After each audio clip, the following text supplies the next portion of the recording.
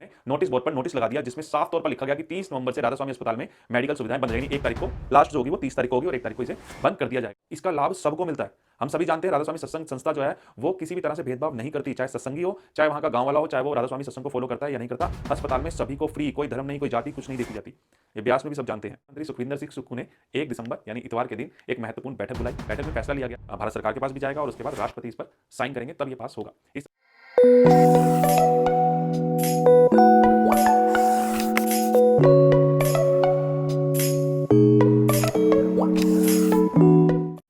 राधे राधे भक्तों, जय माता दी, जय श्री राम, राधा स्वामी।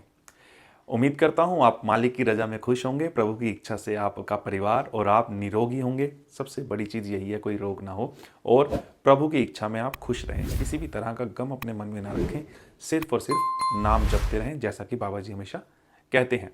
आज की वीडियो जो है वो है हिमाचल से रिलेटेड। राधा स्वामी सत्संग ब्यास जो है उनके द्वारा, उनकी मतलब एक सिस्टर कंसर्न कंपनी कहेंगे या ट्रस्ट कहेंगे, सॉरी कंपनी नहीं कहेंगे, तो उस ट्रस्ट द्वारा जो हॉस्पिटल चलाया जा रहा है उसे बंद करने की जो नौबत आई, वहाँ के लोगों ने भी आवाज़ उठाई और राधा स्वामी सत्संग से जो ये हॉस्पिटल की न्यूज़ बड़ी तेज़ी से निकल रही थी, पूरे देश में फैल रही थी, उसको लेकर जो एक्शन लिया जा रहा था उसे बंद करने को, वो मैं पूरी न्यूज़ आपको यहाँ पर देने वाला हूँ कि ये क्या बात है, क्यों हुआ और उस पर आके सरकार क्यों झुक गई।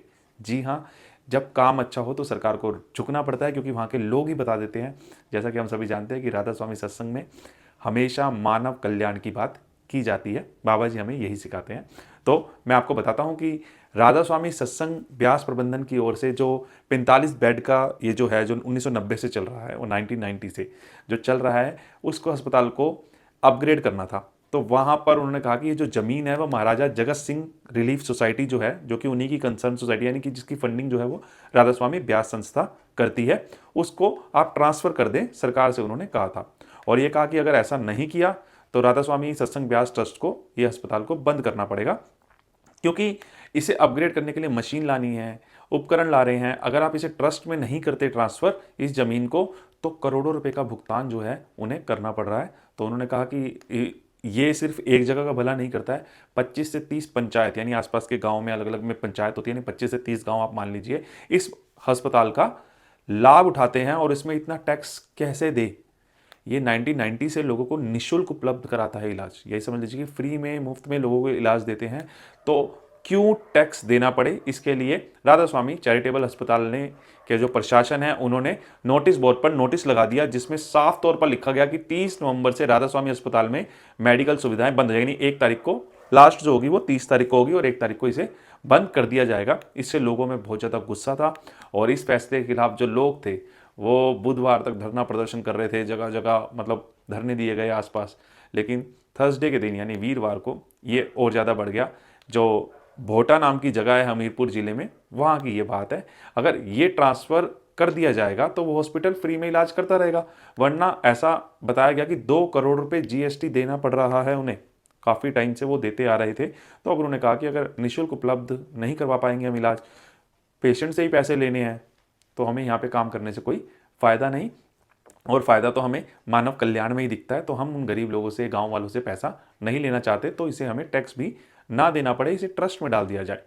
लेकिन अब जो सरकार है उसने कहा कि हमारे लिए बहुत आसान काम नहीं है कि हम ट्रांसफ़र कर दें, क्योंकि एक सेक्शन 118 है हिमाचल प्रदेश के अंदर, अलग अलग स्टेट पे अलग अलग होता है।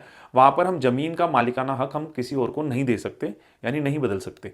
तो फिर संस्था ने कहा ठीक है कि अगर आप नहीं बदल सकते तो 1 दिसंबर 2024 से हम ये बंद कर देंगे। और जैसे ही ये सरकार ने अपनी तरफ से क्लियर कर दिया कि हम नहीं दे सकते साथ, तो बड़ी संख्या में जो लोग थे वो बाहर आ गए, क्योंकि वहाँ पर काफ़ी लोग हैं जो राधा स्वामी सत्संग को मानते हैं और उनको फॉलो करते हैं।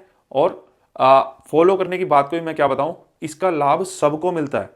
हम सभी जानते हैं राधा स्वामी सत्संग संस्था जो है वो किसी भी तरह से भेदभाव नहीं करती, चाहे सत्संगी हो, चाहे वहाँ का गांव वाला हो, चाहे वो राधा स्वामी सत्संग को फॉलो करता है या नहीं करता। अस्पताल में सभी को फ्री, कोई धर्म नहीं, कोई जाति कुछ नहीं देखी जाती। ये ब्यास में भी सब जानते हैं।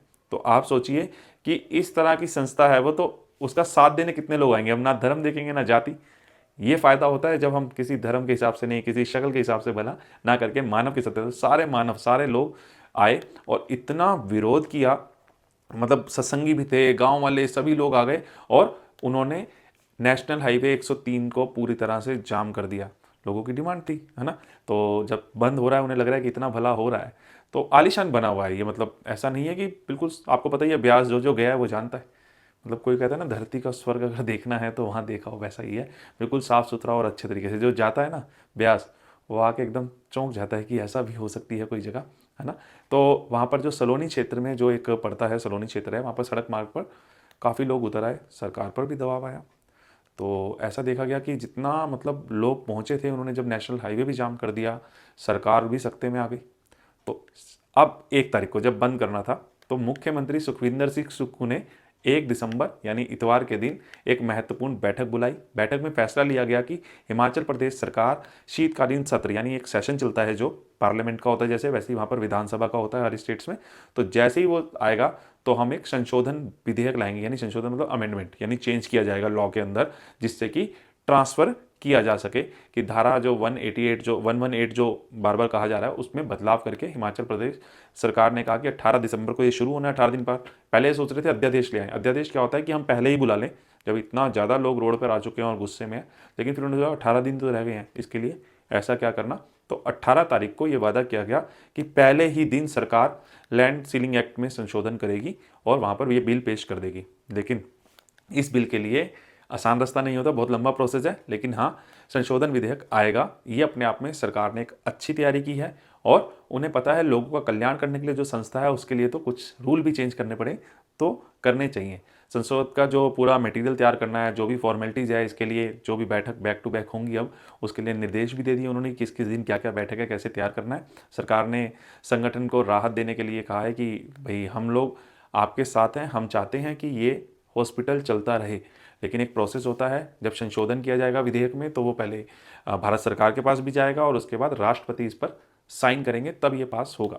इस संबंध में जो मुख्यमंत्री ने अधिकारियों को अलग अलग दिशा निर्देश दे दिए और साथ ही राधा स्वामी सत्संग से कहा है कि आप इस हॉस्पिटल को चलाए रखें और लोगों का भला करते रहें और हम आपके साथ पूरा सहयोग करेंगे, और सरकार चाहती है कि ये चलता रहे। तो इस प्रकार जो चैरिटेबल ट्रस्ट जो है वो खुलेगा और लोगों को परेशानी ना हो, इसलिए राधा स्वामी सत्संग ने भी फैसला किया है कि अभी हम इस अस्पताल को चलाएंगे, क्योंकि सब कुछ प्रोसेस के थ्रू होना चाहिए, कानून के थ्रू होना चाहिए। तो आशा करता हूँ आपको ये खबर अच्छी लगी होगी। आज के समय में इस तरह के कल्याण की, मानव कल्याण की बहुत ज़रूरत है, क्योंकि ऐसा माना जाता है कि लोग कमाते हैं बहुत मेहनत से और कोई बीमारी हो हॉस्पिटल में उनका पैसा लेता है, ज़्यादातर गरीबों का। तो इन्हीं का भला करने के लिए राधा स्वामी बाबा जी की कृपा इन पर भी बनी रहे, सब पर बनी रहे। आप भी खुश रहें, आपका परिवार खुश रहे। कमेंट में राधा स्वामी जरूर लिखें। राधे राधे, जय माता दी, राधा स्वामी जी।